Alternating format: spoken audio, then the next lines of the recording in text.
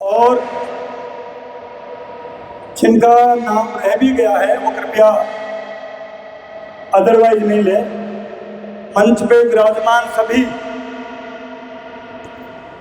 समाज के प्रबुद्ध राजनेता, भामाशय, समाजसेवी और सामने विराजमान माताओं, बहनों,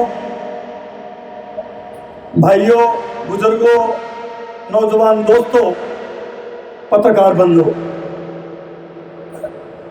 सबसे पहले मैं मेरी तरफ से और मंच की तरफ से भी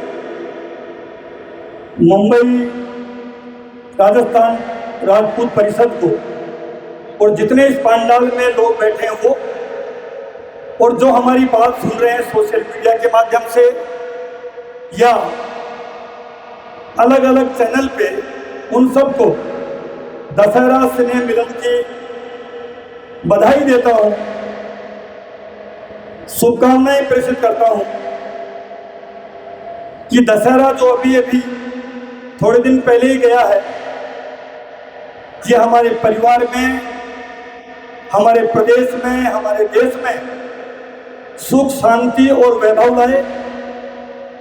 और जो आने वाली दिवाली है 1 नवंबर को जो दिवाली आ रही है, आप सबके द्वार लक्ष्मी जी आए और धन से, क्योंकि अभी धन की बहुत डिमांड हो रही है।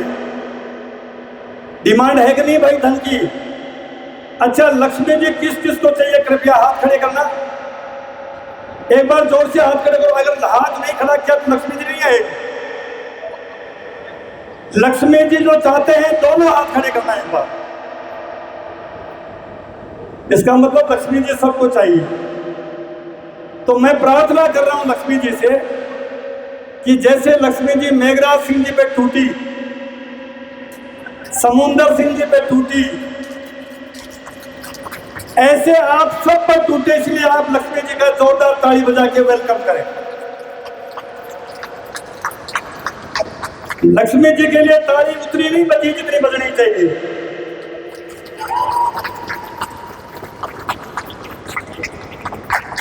महिलाओं को ज्यादा जरूरत है लक्ष्मी जी को।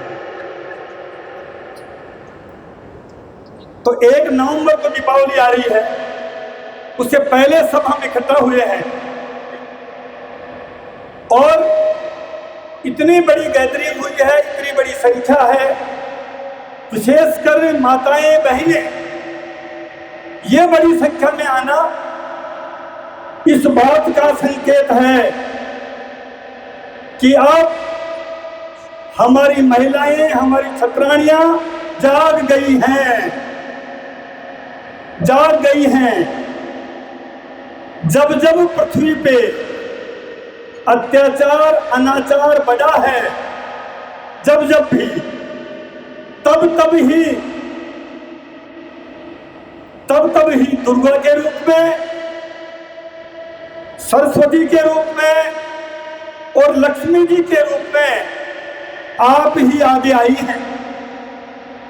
दरिद्रता दूर करनी हो तो लक्ष्मी जी अगर वाणी पे अच्छी वाणी बोले, और बंबई तो कलाकारों की दुनिया है, माया नगरी भी है, अगर सरस्वती की कृपा हो तो कहने ही क्या। और जो भाई साहब एक अभी स्पीच दिया था, तलवार की धार तेज होनी चाहिए, तो तलवार की धार तेज तभी हो सकती है जब दुर्गा जी का आशीर्वाद हमारे साथ, माँ दुर्गा का आशीर्वाद हमारे साथ। मैं आपके बीच में, मुझे विषय दिया गया है, मुझे राजेंद्र सिंह जी दाता और ये जो कार्यक्रम के आयोजक हैं सबको विषय दिया, बहुत अच्छी बात है। तो मैं विषयांतर नहीं होना चाहूँगा। मुझे जो विषय दिया है वो वैसे मेरे रुचि का भी है और मैं हर जगह इस बात को मैंने बोला भी, और मैं चाहूँगा इस विषय को मैं 10 मिनट बात कहूँ। मैं ये चाहूँगा आपसे कि आप 10 मिनट मेरी बात को बहुत ध्यान से सुनेंगे।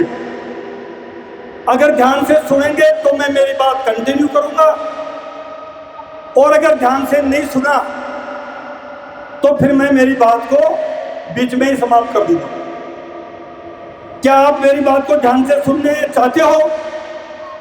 सुनना चाहते हो क्या? तो मुझे विषय दिया है ईडब्ल्यूएस के बारे में बोलूं। ईडब्ल्यूएस के बारे में, ईडब्ल्यूएस के बारे में सुनना चाहते हो क्या?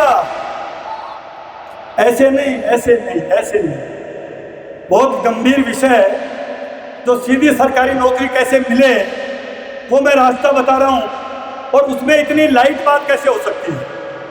अगर ईडब्ल्यूएस की बात ध्यान से सुनना चाहते हैं तो मैं डाइस को बताना चाहता हूं, मीडिया भी देखेगा कि आप सब ध्यान से सुनना चाहते हो, और तभी बोलूंगा जब आप दोनों हाथ खड़े करके समर्थन देंगे।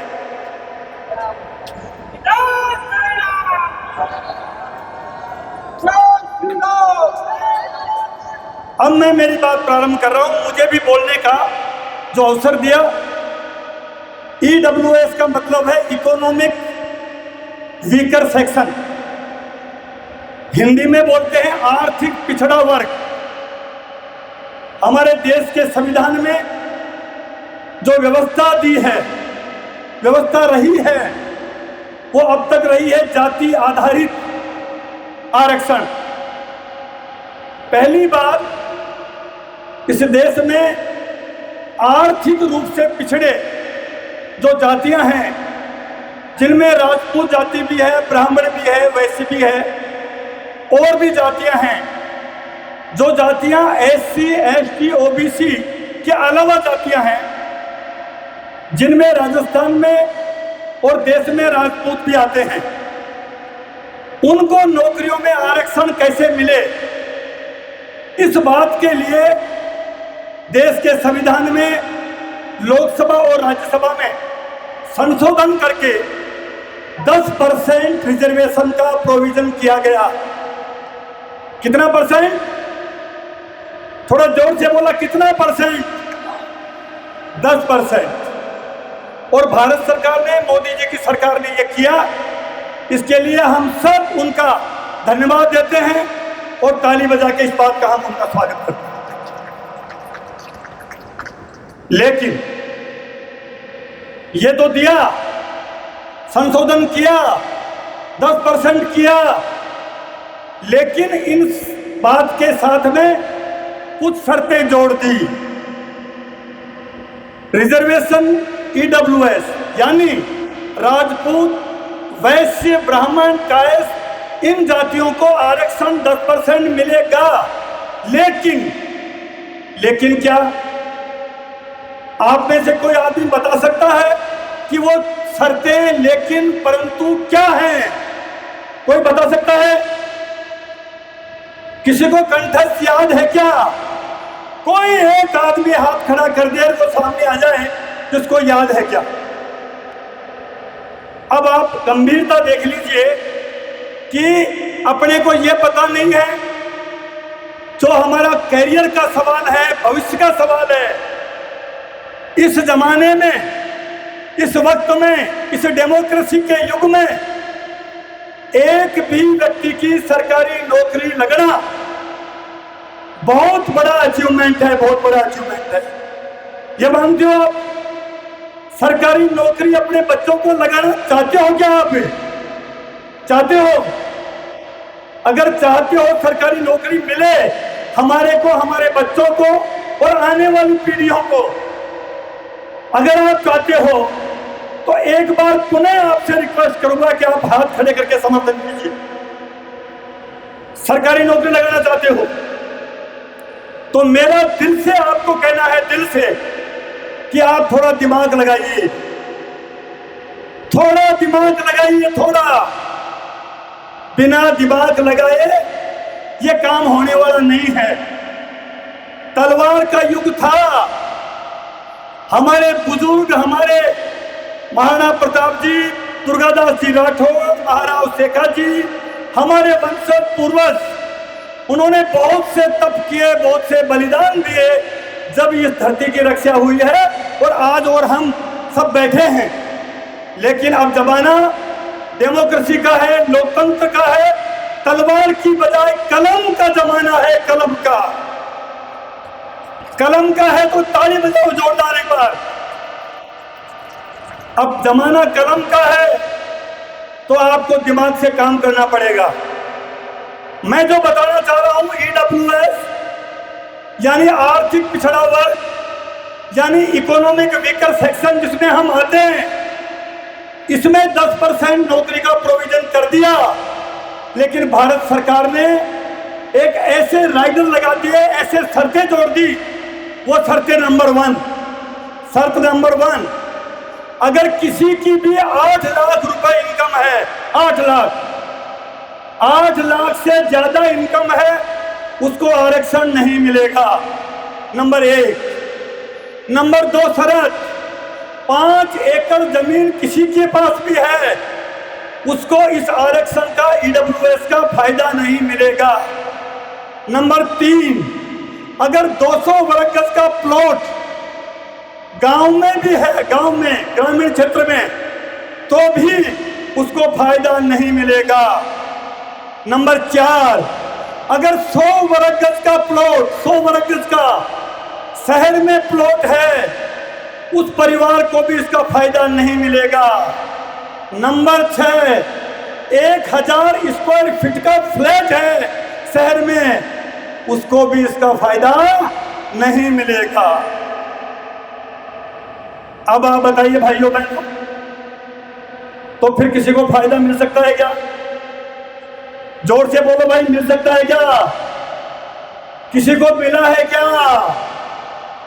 मुंबई में मैं बोल रहा हूं, इस पंडाल में जितने भी लोग बैठे हैं, ईडब्ल्यूएस का महाराष्ट्र में किसी एक को भी फायदा मिला क्या?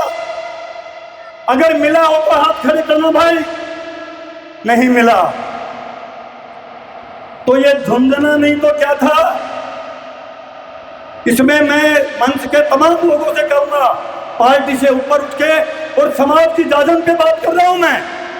मुझे स्पेशल बुलाया गया है, इस विषय पे बोलने के लिए कहा गया है, तो मैं आपको कह रहा हूं भाइयों बहनों, ये शर्तें राजस्थान में भी थी। राजस्थान में इन शर्तों को जब हमने क्षत्रिय युवक संघ, राजपूत सभा और कुछ राजपूत जागरूक कार्यकर्ताओं ने ये बात हमारे को बताई और इस पीड़ा को जब समझा, क्योंकि सरकारी नौकरी लगने की पीड़ा वही जान सकता है जिसके घर में बेरोजगारी है, जिसके बच्चे बेरोजगार हैं, वही जान सकते हैं। और ये बात जब हमको बताई, हमने हमारे राजस्थान के यशस्वी मुख्यमंत्री अशोक गहलोत जी को निवेदन किया इस बात के लिए कि साहब ये शर्तें हैं, इससे हमारी नौकरी नहीं लग रही है। और उन्होंने परीक्षण कराया, एग्जामिन कराया इस केस को, और आपको खुशी होगी और ताज्जुब होगा, सबसे पहला स्टेट राजस्थान है जिसमें 8 लाख की इनकम के अलावा जमीन की सारी शर्तें हटा दी गई, सारी शर्तें हटा दी गई। तो बताइए भाइयों बहनों, अशोक गहलोत जी को धन्यवाद देना चाहिए कि नहीं देना चाहिए? देना चाहिए कि नहीं देना चाहिए? जोर से देना चाहिए कि नहीं देना चाहिए? तो ताली बजाओ जोरदार ढंग से एक बार। अब इसमें देखो पार्टी वार्टी मत देखो भाई। अगर बच्चों को नौकरी लगाना चाहते हो और आरक्षण की एक सीमा हटे, तो मैं एक बात और कह दूंगा आपको, राजस्थान में जिस दिन से ये शर्तें हटी है, हमारे हजारों बच्चों को पटवारी, मास्टर, आरएएस, आरपीएस, थानादार, हजारों की संख्या में ये मंच पे बैठे रविंदर सिंह भाटी, निर्दलीय एमएलए है, मंच पे बैठे शंकरराम जी महाराज, मंच पे बैठे मेघराज सिंह जी, जितने भी मंच पे बैठे आनंद मोहन सिंह जी बिहार से आए। ये राजस्थान में जिस दिन से शर्तें हटी, उस दिन से हजारों बच्चे हमारे सरकारी नौकरी में घुस गए हैं। और तो और 95 लड़के थानादार, 95, कितने बच्चे? कितने भाई? जोर से बोलना। 95 बच्चे राजपूत समाज के ईडब्ल्यूएस कैटेगरी में थानेदार बने हैं। सोतारों की एक चाबी है कि नहीं है ना?